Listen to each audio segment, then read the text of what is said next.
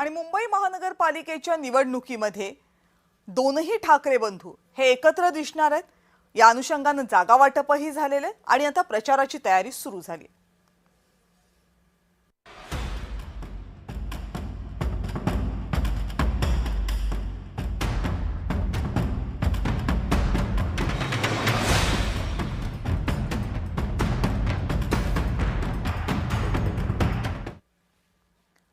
आणि महानगरपालिका निवडणुकांच्या पार्श्वभूमीवर राज ठाकरे यांनी त्यांचे पदाधिकारी आणि कार्यकर्त्यांचा मेळावा घेतला। या मेळाव्यामध्ये माध्यमांना प्रवेश देण्यात आला नव्हता, पण तरीही राज ठाकरेंच्या भाषणातले काही प्रमुख मुद्दे समोर आले।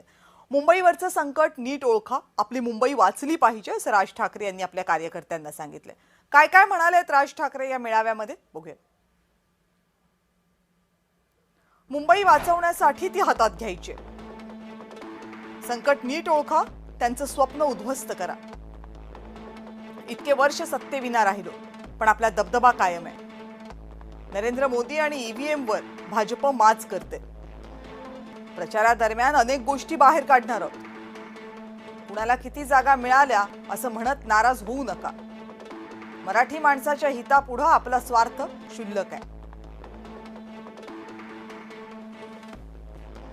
आता याच मेळाव्यामध्ये नेमकं काय काय घडलं याबद्दल मनसेचे माजी आमदार बाळा नांदगावकर यांनी काय प्रतिक्रिया दिली बघूयात।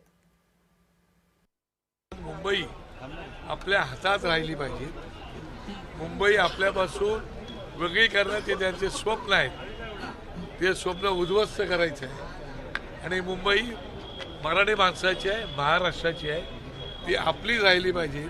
आणि म्हणून साहेब नेहमी बोलतात की भांडणापेक्षा आणि वादापेक्षा आपल्यासाठी आज ही निवडणूक फार महत्त्वाची आहे।